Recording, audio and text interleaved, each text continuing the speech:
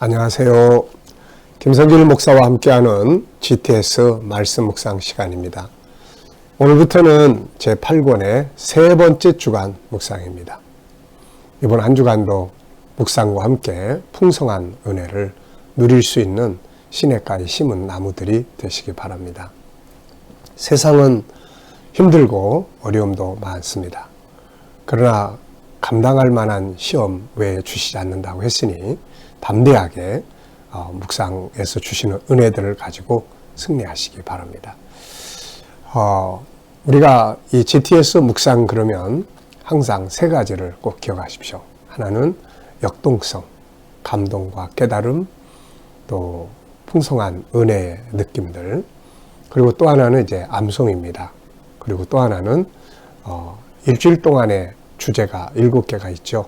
그 주제들을 익숙하게 해서 우리의 생활 속에서 활용을 하면서 살아가는 겁니다. 그래서 신앙이 삶을 이끌어가고 통치해서 다니엘과 같이 멋지고 아름답고 승리하는 그런 삶을 만들자는데 GTS 묵상의 목적이 있습니다.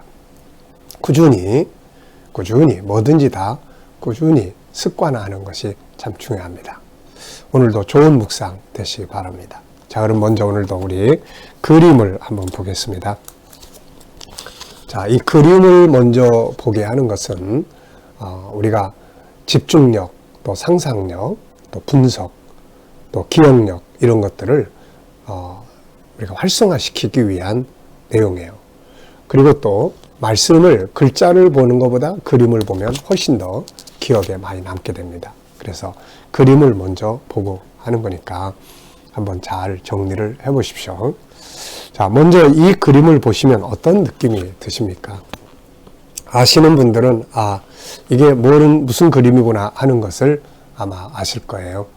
또 모르시는 분들은 그냥 느끼는 대로 잔 속에 뭐가 있구나, 시원하겠다, 마시고 싶다, 이렇게 느낀 것을 적으셔도 되고요. 또 예수님의 그런 어떤 만찬을 생각하시는 분들은 또 이걸 보면서 느끼시는 것들을 적으시면 돼요.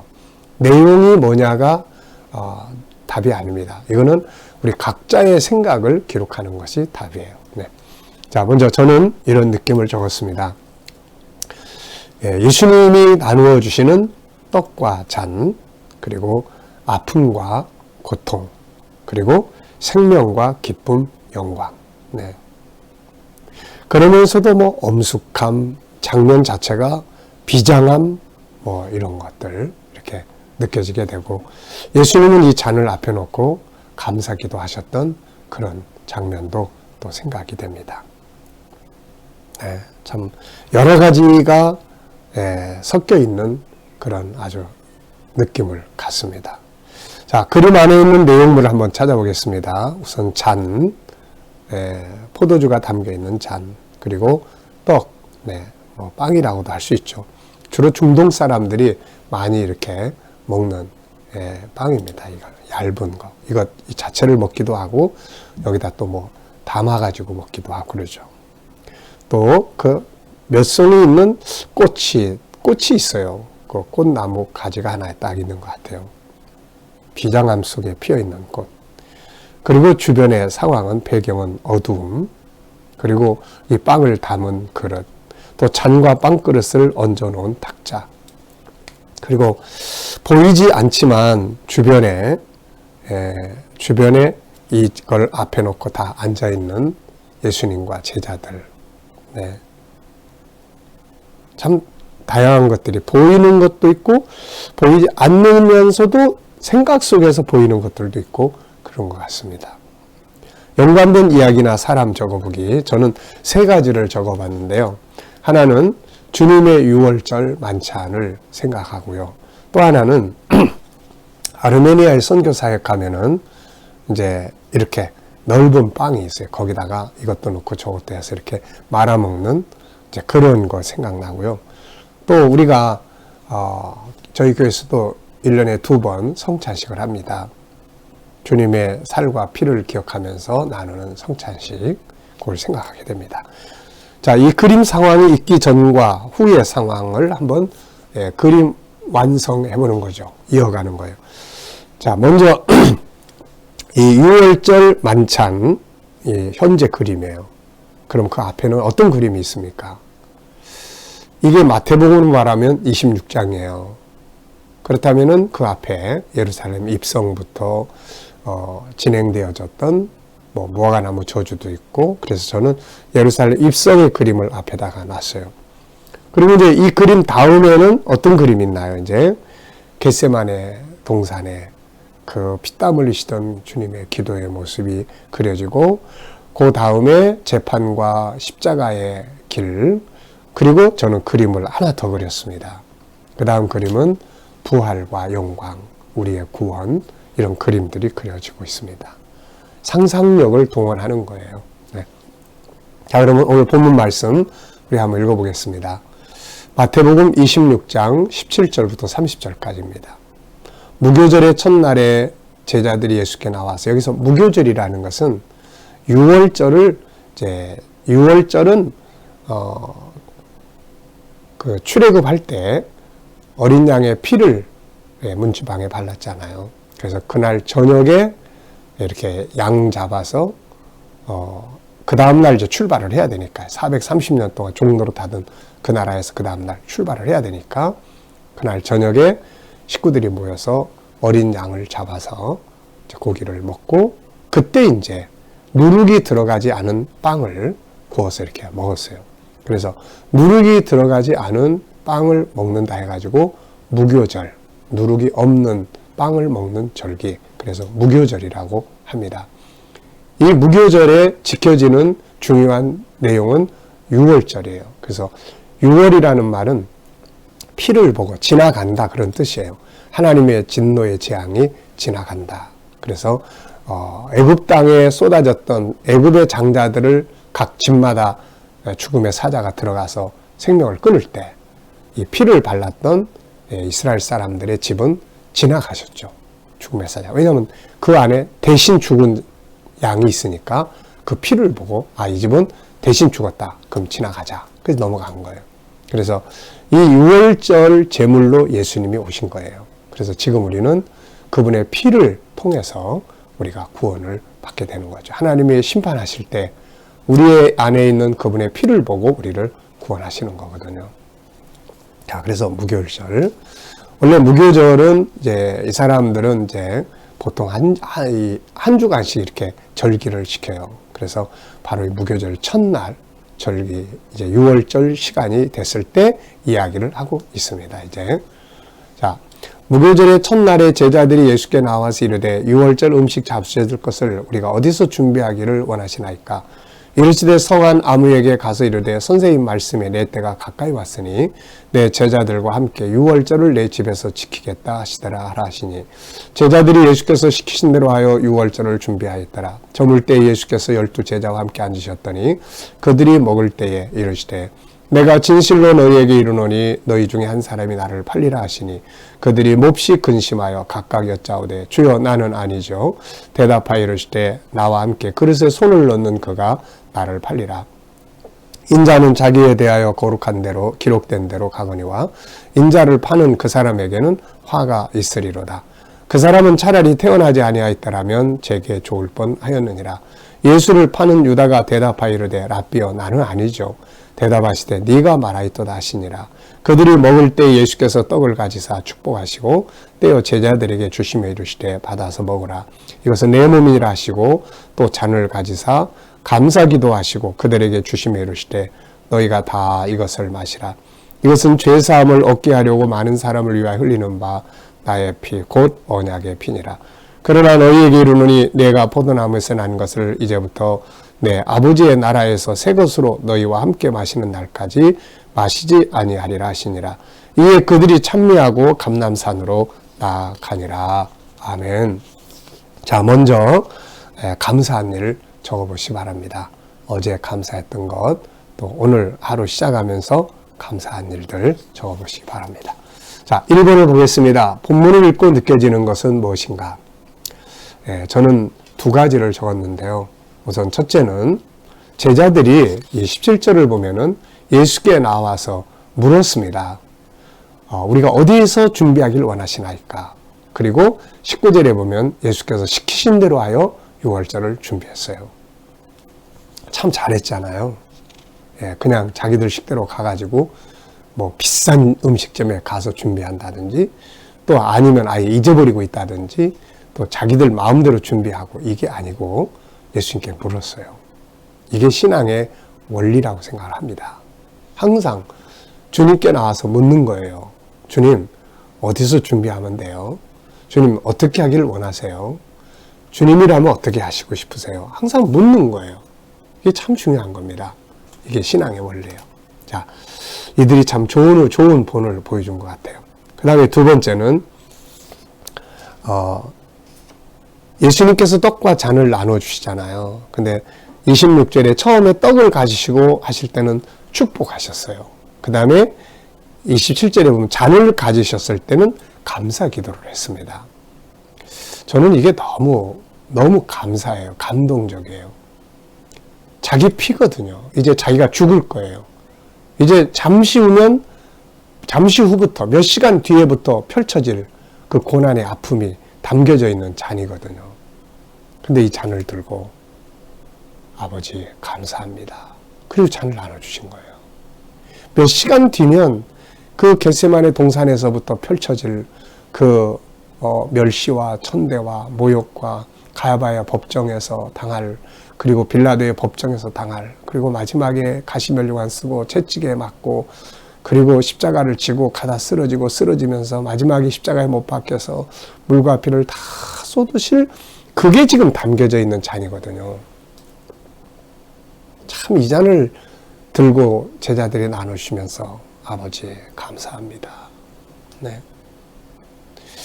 참 우리가 힘들고 어려운 것들이 담겨져 있는 잔을 하나님 우리한테 딱 주실 때, 하나님 왜 이런 걸 저한테 줘요? 난 싫어요. 네. 그럴 수 있잖아요. 근데 아버지, 제가 받을 잔이라면 감사합니다. 네. 너무너무 감동적이에요. 네. 그리고 한편에서는 너무 죄송스럽고요. 자, 두 번째는 구조를 정리해 보는 겁니다. 구조. 그래서 저는 구조 정리를 365로 했어요. 365. 앞에 3은 유월절 준비고, 그 다음에 6은 만찬자리에서의 제자들과 대화하고, 그 다음에 5는 마지막 만찬, 떡과 잔을 나눠주시면서 주신 새 약속을 기록하고 있습니다. 자, 첫 구절에서 중요한 단어나 의미는 무엇이며 끝 구절에서 중요한 단어나 의미는 뭔가. 첫 구절은 제자들이 예수께 나와서 물은 내용이고, 끝 구절은 만찬 마치고 찬미하며 감람산으로 갑니다. 이걸 이제 첫 번째와 끝을 이렇게 체크를 하게 하는 것은 시작과 끝을 기억하면 안에 있는 내용들을 기억하기가 훨씬 더 좋거든요. 자, 역할극도 여기서는 적었습니다. 우선 나레이션이 있어요. 17, 19, 20, 26, 30절. 그 다음에 제자들의 대화가 있습니다. 17절, 22절. 그리고 예수님의 말씀이 있고요. 18절, 21, 23, 24, 25, 26, 29. 그리고 가룟 유다가 하는 말이 있습니다. 25절. 아이들에게는 같이 해보면 훨씬 이 내용이 마음속 깊이 들어가고요. 자기가 주인공이니까. 개인이 할 때는 이렇게 나누어서 이렇게 각자의 역할을 정리를 해보시면 말씀이 훨씬 더 내 속에 이렇게 잘 들어옵니다. 자, 네 번째는 본문 속에 들어있는 중요한 단어를 찾아보기예요. 오늘 본문에 보면 참 중요한 단어들이 몇 개 많이 나옵니다. 이렇게 우선 17절에 나와서, 예수께 나와서 무릎으로 나온 거죠. 그 다음에 19절에는 시키신 대로 하여, 20절에는 함께 앉으셨을 때, 예수님과 함께 앉았을 때가 제일 행복하고 좋은 때가 아닐까요? 네, 주님과 함께 있을 때. 또 축복하시고 내 몸이니라. 또 27절에는 감사기도 하시고, 그리고 특별히 28절에 보면 너희를 위해서 흘리는 바 나의 피 곧 언약의 피다. 언약, 이건 약속이에요. 예수께서 대속의 피를 뿌리심으로, 십자가에 죽으심으로 우리는 죄사함 받고 구원받는, 이것이 처음으로 계시된 것은 바로 창세기 3장 21절이죠. 가죽옷 사건입니다. 그리고 아벨의 제사죠. 다 피가 뿌려졌어요. 주님은 그 피를 뿌리러 오신 거죠.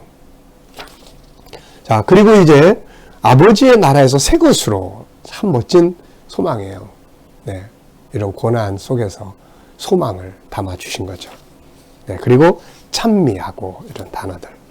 자, 이제 아주 중요한 시간이 됐습니다. 이야기로 만들어 보는 거죠. 본문의 내용을 우리가 이야기로 꾸며보면 훨씬 더 우리 안에 잘 담겨져 있게 됩니다. GTS의 묵상 중 하나는 암송이에요. 왜냐하면 이 말씀이 우리 속에서 살아서 있어야 돼요. 그러면 너무 행복합니다. 저녁에 잠잘 때도 한 번쯤 이렇게, 기도할 때도 한 번쯤 이렇게. 암송 너무 좋아요. 네. 근데 이거를 암송 자체만 하려고 그러면 잘 안 돼요.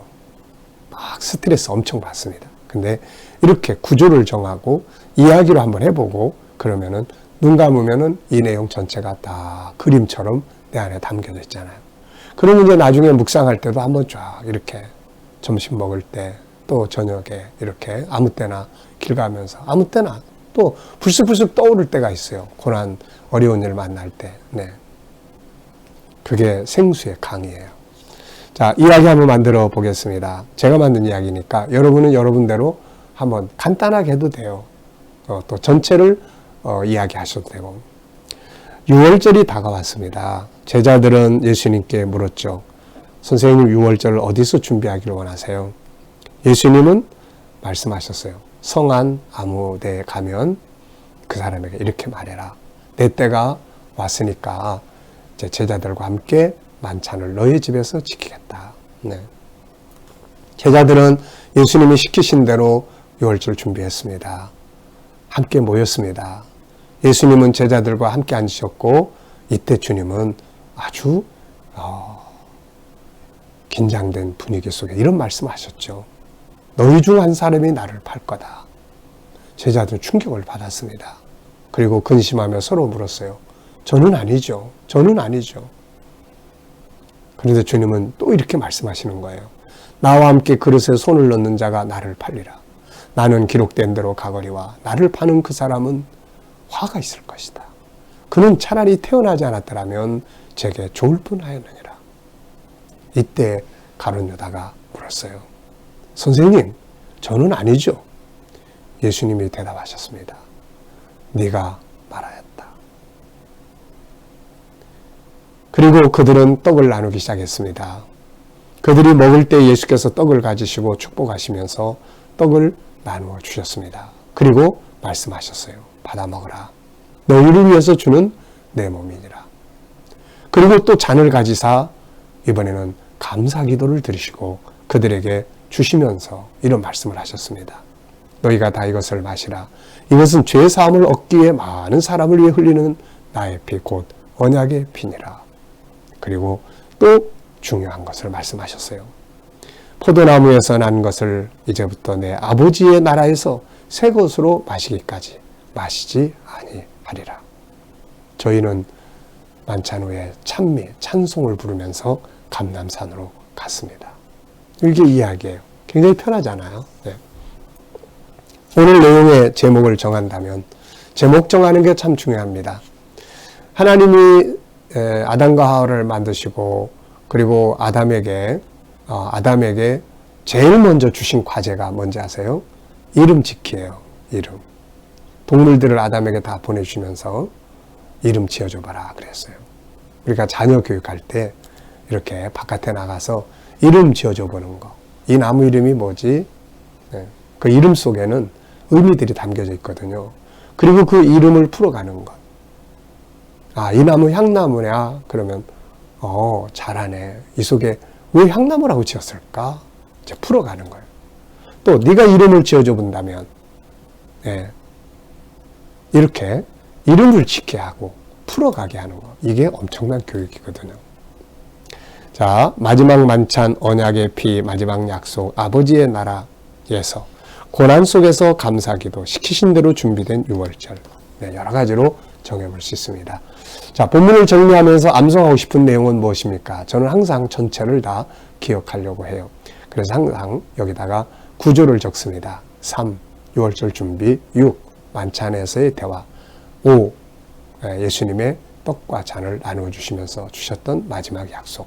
그 흐름만 기억을 해도 전체 내용을 다 이해할 수 있습니다. 자, 본문에서 내게 주시는 교훈은 무엇인가? 전 3가지 적었는데요. 첫째는 주님께 묻고 해라. 항상 주님이 시키시는 대로 준비하면 된다. 둘째, 고난의 잔 앞에서 감사기도 하신 예수님. 3번째, 마지막 약속. 얼마나 멋져요? 아버지의 나라에서 우리 새 것으로 마시자. 우리 성도들은 항상 소망을 갖고 살아야 될 이유가 거기 있어요. 이 세상은 실패든 성공이든 주어진 삶을 살지만 마지막 최후가 제일 중요하잖아요. 최후의 영광의 나라에서, 아버지의 나라에서 새 것으로, 생명수 강가에서 새 것으로 함께 나누는 그 시간이 있단 말이죠. 그래서 희망을 갖고 사는 거죠. 오늘 말씀 속에서 느껴지는 하나님 마음은 뭔가? 아픔, 고마움, 희망, 이런 것들인 것 같아요. 주님이 떡과 잔을 나누시면서 그 모습 보실 때 아버지 마음 아프시고, 그러면서도 잔 앞에서 감사하는 모습 보고 고맙게 생각하시고, 그 속에 있는 인류 구원이라는 희망을 보시면서 또 희망을 가지시고 그런 것 같아요. 자, 본문에서 질문 2개 이상 만들어 보기. 첫째, 제자들이 유월절 준비를 어떻게 준비하였는가? 네, 본문을 다시 한번 기억하기 위해서 이런 질문을 했고요. 둘째, 가룟 유다는 자기가 예수님을 팔으려고 하는 생각을 가지고 있는데 왜 이런 질문을 했을까? 세 번째, 주님은 어떻게 고난을 잔을 앞에 놓고 감사 기도하셨을까? 자, 여러분들은 어떤 질문들을 만들어 보고 싶으십니까? 자, 오늘도 묵상과 함께 정말 좋은 하루, 쓰디쓴 일이 생겨도 감사 기도 잊지 마시고 좋은 하루 되시기 바랍니다. 기도하겠습니다. 주님 감사합니다. 오늘도 귀한 묵상과 함께 출발합니다. 묵상하는 자가 형통한다 하셨사오니 묵상과 함께 승리하게 하여 주옵소서. 오늘도 우리 자녀들과 친척들, 이웃들, 또 동료들, 구원받지 못한 자들 다 주께 돌아와 구원받게 하시고, 오늘도 우리 자녀들과 성도들을 살아가는 삶 현장에 주님 함께하여 주셔서 아버지, 저희들이 살아가는 현장마다 코로나 바이러스로부터 안전하게 지켜주시고, 또 저희들이 믿음으로 일하는 직장과 사업장들이 형통하게 하시고, 아버지, 새로운 일터들을 구하는 자들에게는 좋은 일터들이 예비되게 하여 주시고, 저희가 가진 꿈과 비전들이 주 안에서 다 형통하게 하여 주옵소서. 주님,